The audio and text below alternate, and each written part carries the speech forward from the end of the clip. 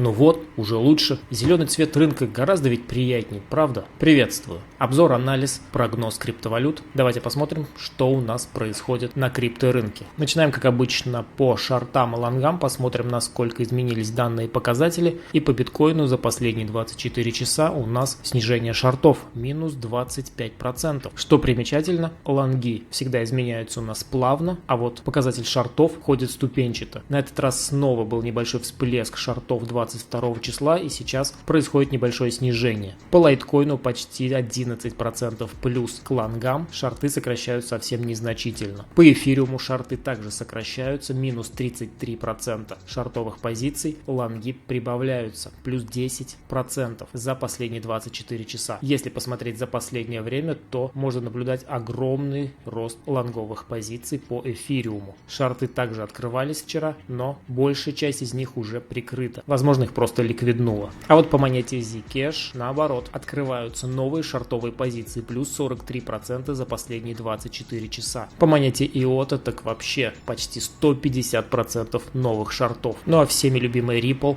получает минус 66,6% шортов за последние сутки. Такая необычная цифра из 3 шестерок. Торговать трейдерам не стало легче, страх совсем немножечко от них отступил. Вместо 10 теперь 14, и все еще экстремальный страх. На вчерашнем росте ликвидировало 157 тысяч трейдеров, и теперь уже нет подавляющего большинства лонгистов, ликвидировало примерно 50/50. Ну а Grayscale решил на этой волатильности просто все продавать. Ничего они не покупали, просто все сливали. Возможно, они ожидают дальнейшего падения, и на этом отскоке решили немножко подслить свои позиции, чтобы перезайти пониже. Из новостей добавлена одна неплохая новость, это листинг монеты Phantom на бирже Bitfinex. Это 5-я по величине биржа, на которой представлена криптовалюта Phantom. Phantom будет залистен на Bitfinex, депозит можно сделать уже сейчас. Трейдинг будет открыт 23 июня в 11 часов по мировому времени. А из предстоящих новостей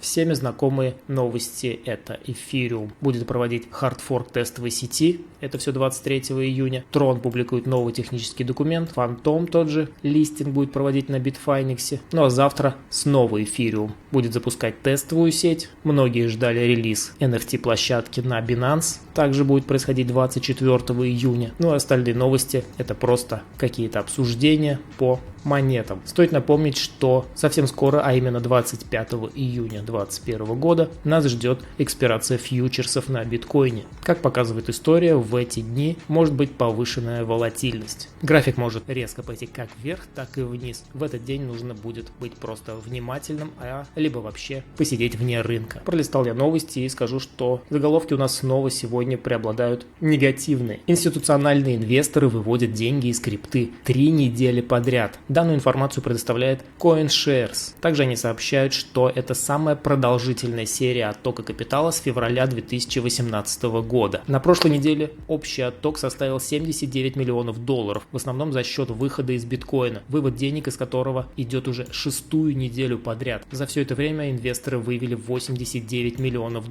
Отток средств из эфириума на прошлой неделе составил почти $2 миллиона.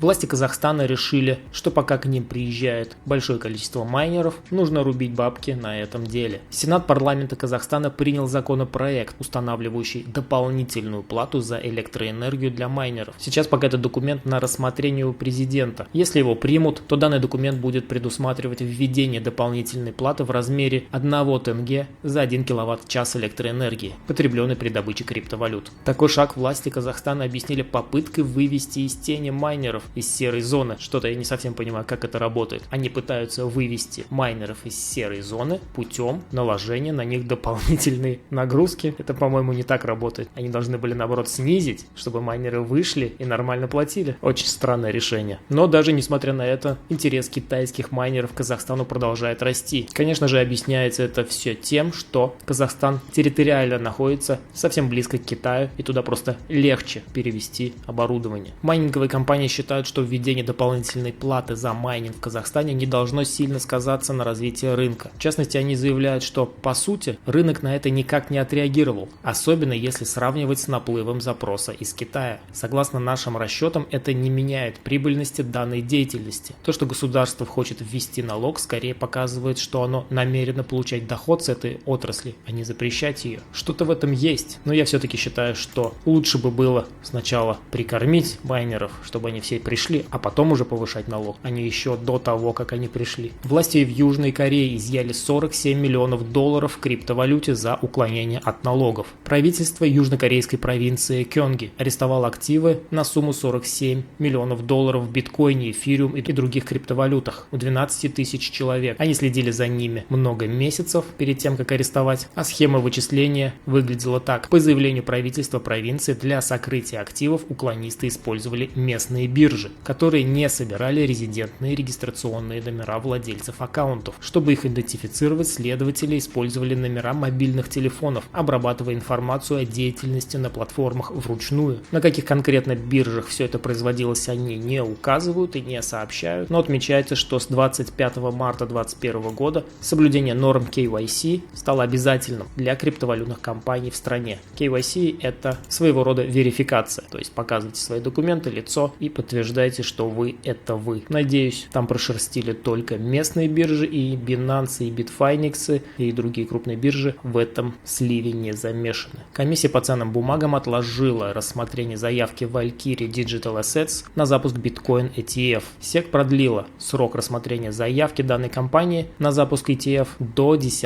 августа 2021 года. Регулятор приступил к рассмотрению документа 23 апреля, но решил воспользоваться своим законным правом и продлил срок еще на 240 дней. SEC, в принципе, постоянно так делает, они откладывали и другие запуски Bitcoin ETF. Видимо, летом просто не хотят работать. Goldman Sachs провел первую сделку на блокчейн-платформе JP Morgan. Они присоединились к сети на базе блокчейна финансового холдинга JP Morgan для проведения сделок репо с использованием смарт-контрактов и цифровой версии доллара. Первая транзакция была 17 июня, не так давно, и в ней были задействованы казначейские облигации США и стейблкоин GPM Coin. Мы рассматриваем это как ключевой момент для оцифровки операций по сделкам, заявил глава подразделения JP Morgan. Это неплохая новость, так как внедрение в использование каких-либо, хотя бы даже стейблкоинов, это всегда положительная динамика в сторону развития криптоиндустрии. А вот в Иране изъяли 7 тысяч устройств для добычи криптовалют. Решили они тоже, по примеру китайцев, бороться, похоже, с майнерами. И вот они выявили незаконную майнинг-ферму, которая располагалась на заброшенной фабрике в западной части столицы страны. Это уже не первая такая облава. В январе власти страны закрыли 1620 незаконных майнинг-центров, которые в совокупности потребляли 250 мегаватт мощности. Также в СМИ сообщалось о предполагаемом запрете добычи цифровых активов в Иране до конца лета 2021 года. Майнинг крипты просто считают каким-то преступлением. Облавы устраивают, закрывают, а майнеры на заброшенных фабриках ютятся. Просто сделали из крипты какую-то подпольную индустрию. Индия может ввести налог на купленную за рубежом криптовалюту.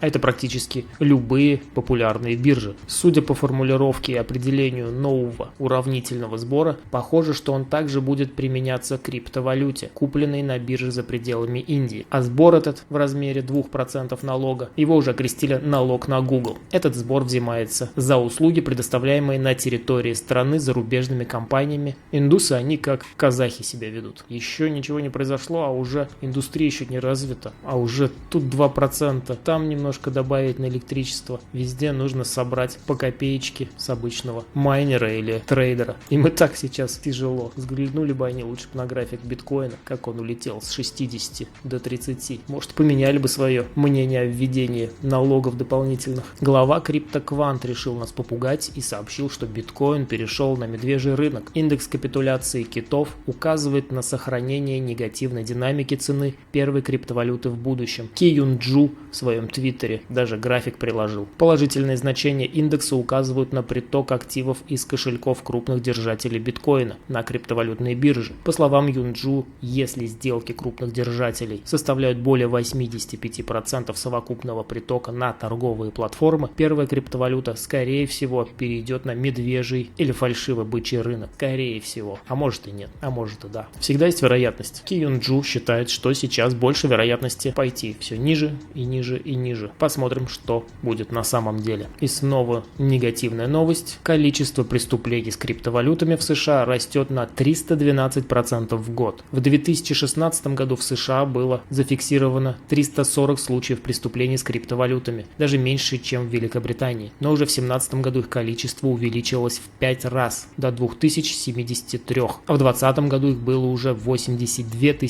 135 преступлений. Это, в принципе, объясняется тем, что криптовалюта набирает свою популярность, а осведомленность о ней не у всех поспевает за любителями нажиться на доверчивых людях. Давайте посмотрим, что у нас на графиках изменилось за последние сутки. По биткоину мы пришли в расчетную зону, коснулись ее тенью и с большим объемом полетели наверх. Можно ли сказать, что мы развернулись? Сказать-то можно, но признаков я этому пока 100% не вижу. Нужно еще немного подождать, возможно, завтра будет более ясная картина, потому что мы, вот смотрите, пришли на уровень 34 тысячи и раз за разом на 4-часовых свечах получаем откупные тени прямо вот в уровень в один. Кто-то здесь удерживает данную цену. Давайте глянем поближе, что у нас здесь происходит. Пока вверх мы получили раз, два, три волны. Это не похоже на импульс, 3 волны — это коррекционная структура. Пока стоит понаблюдать, вполне возможно, через какое-то время мы здесь сформируем более явную картину на разворот. Опять-таки, минимальную цель мы выполнили, лой мы обновили, расчетную зону мы вчера строили, и вот она, примерно около 20 тысяч, верхняя грань. Туда мы можем пойти, если будем проливаться пониже. Пока что у нас также нисходящий тренд, потому что импульс мы вниз получили, сейчас, я думаю, будет отрисовываться какая-то коррекция, а где был импульс, там должен быть еще один импульс. Обычно это так бывает, как минимум один. Поэтому прогноз в силе,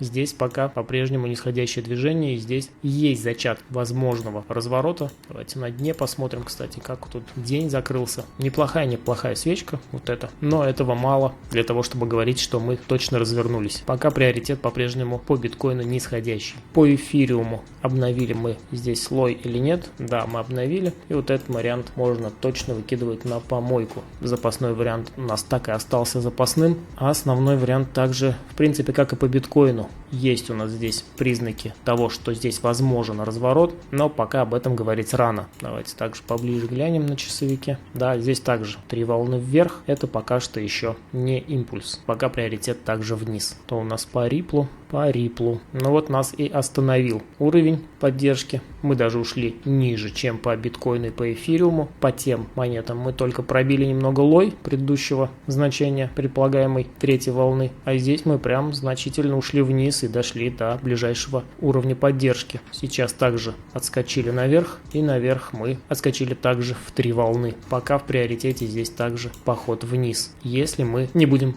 до конца формировать структуру заходного импульса. Нужно понаблюдать, нужно посмотреть и подождать. Пока также прогноз менять не буду, пока в приоритете нисходящее движение. И еще одну монету посмотрим, это у нас риф. Попросили в комментариях, давайте посмотрим, что у нас на старом прогнозе. Предыдущий прогноз у нас завершился на том, что мы предположили, что здесь прошел импульс, и сейчас мы находимся в коррекционной фазе после того, как все волны импульса были отработаны. Здесь было похоже очень на разворот, откат. Я здесь не входил, но если бы у меня было такое желание, я бы вполне возможно здесь входил с расчетом пойти повыше, но с обязательной установкой стопов. Естественно, у меня стоп бы здесь сработал. Без стопов торговли невозможно, и срабатывание стопов — это нормальное дело. Ну что, пробитие лоя подтвердило нам, что коррекция продолжается, и она может длиться еще достаточно долго. В принципе, до самых лоев снижение будет вполне нормальным. Давайте глянем здесь, что у нас с проторгованностью. Да, здесь вот даже сейчас вижу. Отличная была возможность здесь развернуться, но не судьба, как говорится. Пошли ниже пробивать лой. И здесь у нас пока нет достаточных факторов на то, чтобы говорить о каком-то развороте. Пока также у нас и хай понижаются, и лои понижаются. Здесь у нас в приоритете движение вниз. Что у нас на часовике? Как и на любой другой, видимо, криптовалюте, пока 3 волны наверх, что подтверждает коррекционный характер движения, и нужно понаблюдать, как это будет отрисовываться дальше. Будет ли здесь структура импульса из 5 волн? Пока здесь все вниз. На этом сегодня все. Подписывайтесь на канал, ставьте лайки, пишите в комментариях свое мнение. Удачной торговли и счастливо!